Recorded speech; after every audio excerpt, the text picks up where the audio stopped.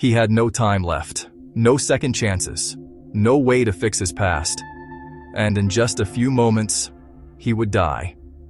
On a lonely hill just outside the city walls, the sun bled its last light across the horizon, painting the clouds in shades of bruised purple and fading gold. This place had a name, a place of endings. They called it Golgotha, the place of the skull. A bitter wind swept across the barren ground, carrying with it the scent of dust and sorrow. It was a place where hope came to be extinguished, where justice was delivered with iron nails and splintered wood. 3 crosses stood stark against the darkening sky, silhouetted like skeletal fingers reaching for a heaven that seemed impossibly far away. It was a spectacle of human cruelty, a final public declaration of failure. On one of these crosses, a man hung suspended between the earth and the sky. His name was lost to the jeering crowd below, swallowed by their taunts and accusations. He was simply a criminal, a thief, a life deemed worthless by the world. Every breath was a battle, a sharp, searing pain that shot through his chest and down his tortured limbs. His body screamed with an agony he had never imagined, a fire that consumed him from the inside out.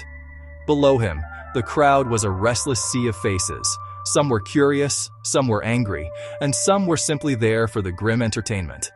Their voices rose and fell in waves of mockery, a chorus of judgment that washed over him without mercy. He heard their words, sharp as stones, each one a reminder of the man he had been, of the choices that had led him to this desolate end. They did not see a son, a brother, or a man with a story. They saw only his crime, a label that had become his entire identity. He was an outcast, a pariah, and in their eyes, his suffering was a just reward for a wasted life. Every mistake, every selfish act, every moment of weakness played out before him in a cruel, unending loop. The sky grew darker, the air colder. This was it. This was the end. He was alone, guilty, and utterly without hope. His mind drifted further back, beyond the years of crime, into the haze of childhood. He saw himself as a small boy. He remembered the gnawing emptiness in his stomach, a dull ache that shaped his every thought. Food was not a given. It was a prize to be fought for, to be stolen from market stalls when the vendor's back was turned. He remembered the sting of a guard's hand, the first time he was called a thief. That day, something inside him hardened. If the world would call him a thief, then a thief he would be.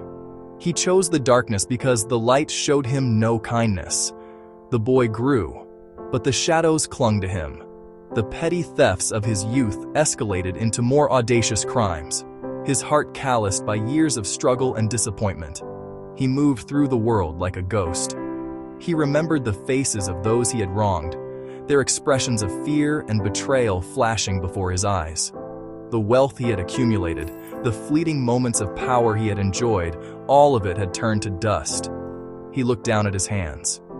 These hands, which had once been so quick, were now useless, pinned and bleeding. They were a perfect symbol of his life, empty. For all his taking, for all his grasping, he had nothing to show for it. No family, no friends, no legacy of goodness, just the splinters of the cross and the crushing weight of a lifetime of regret. He thought of the moments he might have chosen a different path, an opportunity for honest work that he had scorned, a flicker of love in another's eyes that he had been too afraid to accept. But he had turned away from the light every time. The pain in his body was immense, but it was dull compared to the pain in his soul. That was a deeper, colder agony, the pain of knowing you have failed completely. He had lived his life with his fists clenched. Now his hands were forced open, revealing their emptiness for all to see. He had nothing left, no strength, no pride, no hope. The public shame was a storm he could not escape. Soldiers gambling for their clothes nearby. Their laughter, a casual, brutal counterpoint to his agony. Religious leaders, spitting insults. Their mockery splashed onto him as well. He was collateral damage in their game of power and scorn. He had always prized his toughness. But here, on this hill, the mask crumbled, the shield shattered. He was just a man, terrified and broken. In the midst of his despair, his gaze drifted to the man on the cross next to him, the central cross. This was the man they were all here to see, Jesus. The thief watched him, expecting to see the same terror and rage. But he saw none of it. The man, Jesus, was silent. His eyes, when they opened, were not filled with hatred, but with a deep, sorrowful compassion, even his tormentors. He listened as the man on the central cross finally spoke. "Father, forgive them," he gasped, "for they do not know what they are doing." The words hung in the air, stunning in their absurdity. Forgive them? Who was this man who could beg for mercy for his own murderers? On his other side, the third man on a cross began to shout. He channeled his pain and terror into bitter invective. "Aren't you the Messiah?" he spat. "Save yourself and us." The first thief heard an echo of his own heart, but he couldn't do it. He looked at Jesus, the serene agony on his face, then back at the snarling man. The contrast was stark. The other thief was dying as he had lived, angry, selfish, blind. Then something shifted inside the first thief. Two paths lay before him. Hearing this, the first thief found a strength he did not know he possessed. He had to speak. "Don't you fear God," he said, "since you are under the same sentence of condemnation?" It was a rebuke born not of superiority, but of a sudden, terrifying clarity.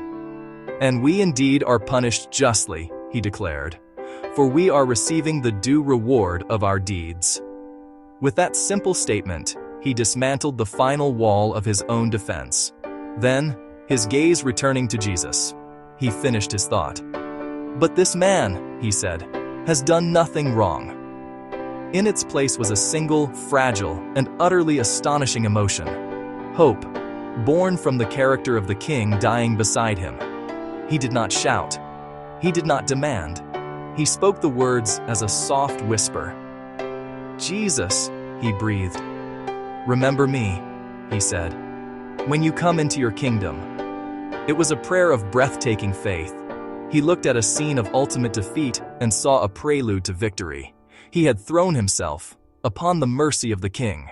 He had done the only thing he could do. Now, there was only silence.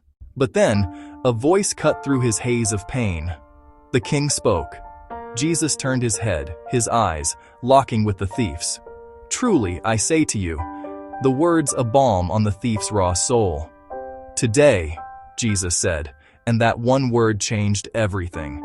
Not tomorrow, not in a future age. Today. The promise was immediate, instantaneous. "You will be with me in paradise." The promise was not just about a place, but about a presence. He would not be alone. In that instant, the thief's heart was flooded with a joy so pure and overwhelming, it erased all fear. The cross was no longer a symbol of his shame, but the very instrument of his salvation. Death had lost its sting.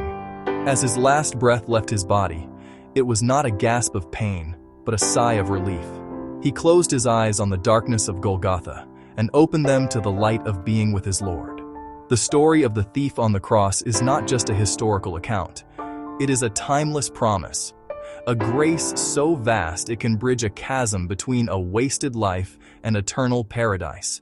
The thief's story silences the voice that whispers it is too late for us, that our mistakes are too great. No matter how dark the sky has become, a single honest cry to Jesus is enough. It is never too late. Grace is always waiting.